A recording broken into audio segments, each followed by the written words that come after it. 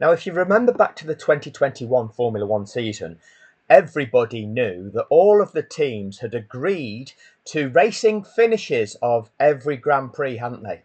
They'd all agreed to that. They'd told everybody, hadn't they?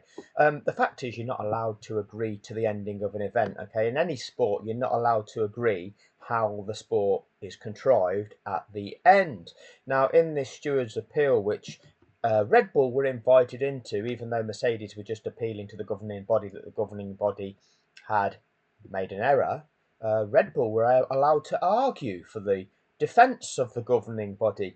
That's not normal, but you can find out more about that in my 2-hour-long special.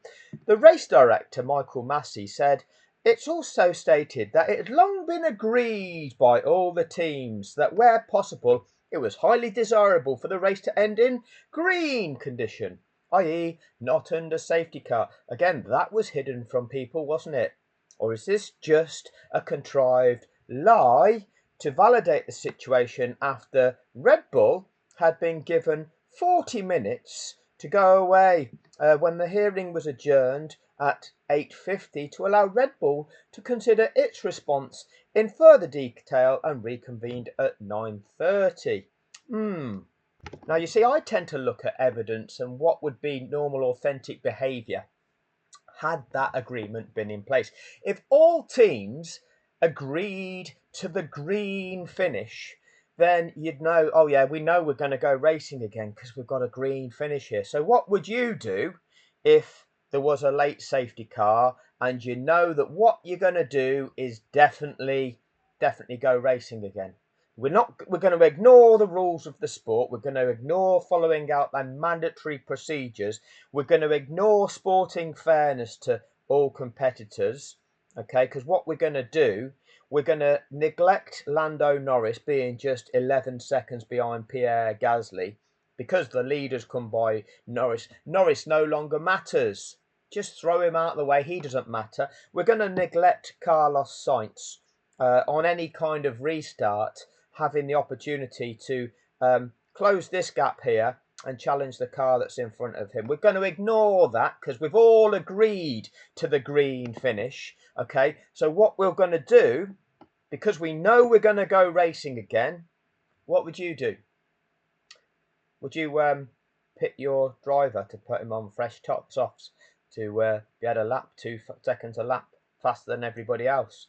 Or if you thought everybody else was going to do that, would you leave your car there as a sitting duck? What would you do? Or would you think they're going to apply the rules of the sport? Surely if this agreement had been taken place, they'd all know. Yeah, there's an agreement, a long-standing agreement of how we finish a race under greens. Yeah, that one. You'd all know what to expect, wouldn't you? We're going to go racing regardless. So how are we best going to go racing? Oh, on fresh soft compound tyres. Doesn't matter about the rules because everybody's going to do the same thing. Let's see if everybody does the same thing. Let's see who changes from their present compounder tyres to go on to the fresh softs. Has crashed, and I think that is at turn 14, where we saw Kimi Raikkonen crash in practice. It is at turn 14, and yes, that will be a safety car because marshals are going to need to recover that Williams and to work on it. And this now completely changes the context of this race if they can clear the Williams in time and we can have a couple of laps racing. Not if, Crofty, not if, because they've all agreed to it already. It's been long agreed by all the teams of the green finish, Crofty, not if. To the checkered flag. There's bound to be a couple, and of course Brundle got the memo. Brundle knew that there's bound to be a couple. That's where Max Verstappen's much fresher tyres will fire up. Yeah, these much fresher hard compound tyres will fire up on any kind of restart, Martin. Any kind of restart, you know, even if we have to break the rules for it. And give him the confidence on any kind of restart. It depends how there will be. I'm pretty sure on lap 52, obviously. Lap 54 now, Martin. Because of the slow pace with 5 to go, that they'll probably have a lap or two, as long as they get a vehicle on there and get that out of the way. Max Verstappen pitting. coming into the pits, Max Verstappen. Hamilton stays as you would if you know we'd agreed to a green finish. Out, Verstappen coming into the pits, and I would imagine there's a set of soft tyres waiting for him to go onto that Red Bull car. Yes, it is. Box. Negative. Who else is pitting? Daniel Ricciardo and Lance Stroll. Well, are they protecting their the points that they were already holding on to? Were they in the top 10? Were they on course for a World Championship point? No, they wasn't. Maybe they had nothing to lose. Just like Red Bull, they had nothing to lose. Or maybe they're just supplied by the Mercedes team. And we're told, you know, be part of the spectacle. Be part of the facade. Right, so if there is a restart, Verstappen now has fresh, soft tyres. Lewis has heavily used hard compound tyres. They will let any lap runners through. They will let any lap runners through, because any doesn't mean all, does it, Martin? Let's just check. Yeah, absolutely right, Martin. That's what Red Bull argued after the event. Red Bull argued that any doesn't mean all. Thanks for confirming that, Martin. Before it happened. On the safety car restart. And he will presumably end up, well, they had nothing to lose. Once again, Red Bull had nothing to lose here. They have nothing to lose.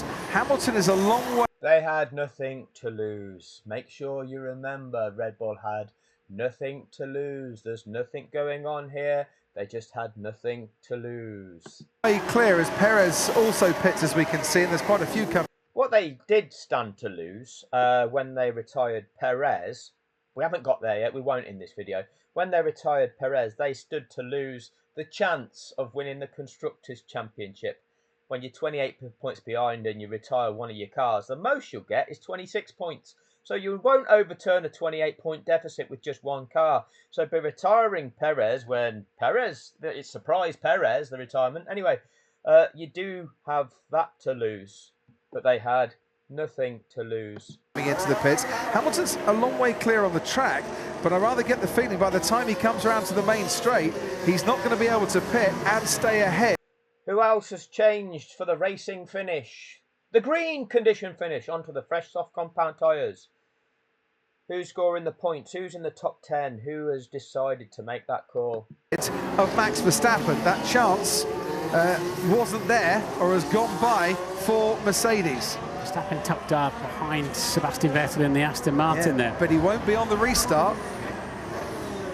That's unbelievable. Wow. So look, we're on lap 50. Crofty knows he won't be on the restart. But what if they don't let the lap runners through, Crofty? They always do let the lap runners through to get them out of the way, Crofty. If you want to get Lando Norris out of the way of that fight, don't you? You're not interested in restoring his position relative to Gasly, because now he's 23 seconds behind Gasly, having been 11. That's only going to extend to be almost a lap. You're not interested in getting Daniel Ricciardo out of the way of Carlos Sainz, are you? Getting him out of the way of that race between the leaders. Third place challenging for second. We're not interested in that, are we, lads? No. But as we proceed... 4 of 58 here. They've got to clear that debris away, and the fire extinguishers have obviously gone off because the brakes, I'm sure, were getting very, very hot. And that is ultimately what messed up their plan. Were it not for that, chances are they'd have got away with it. Because the likes of myself would have not been able to identify that the rules had been broken, because they wouldn't have necessarily had to break the rules. They'd have got away with saying it has to be this lap, Nicholas. Latifi putting it into the wall. Because I probably wouldn't have gone and back and examined his onboards to listen to that message of Latifi being told it had to be this lap. And then when you start piecing everything together, then when you start actually looking at the rules and regulations that we hadn't done beforehand, then when you start breaking down their bullshit, you realise it was all a contrivance, every single step of it. But don't you worry, little heads. What you will see prior to the resumption is you'll also see Tsunoda and Gasly pit for fresh softs. And the reason that they do so is because they would not have lost track position. On that first time past the pit entrance, had either of those AlphaTauris pitted, then they would have lost track position. But the second time around, when they got clear of Norris, because Norris had been held back by that safety car, that opened up the window for each of those AlphaTauris to pit, get onto fresh soft tyres without any jeopardy whatsoever. You'll discover that Max Verstappen, Perez of the Red Bull team, Tsunoda and Gasly of the Red Bull B team were the only cars in the top 10 who pitted for fresh softs. And yet all of those teams agreed to a green finish, we're told. More details on that is on this this thumbnail here on my page, Q&A safety car strategy. That will explore this topic in greater detail. If you've not already seen it, it's a long one, 2 hours and 7 minutes long, but that goes through the steward's appeal and just how corrupt it was. An award-winning barrister was in there for the Mercedes team, and he wasn't able to identify the things that I will show you in that video. 2 hours and 7 minutes, if you can stomach it. It will reveal just how corrupt that entire facade was. Thank you for your time.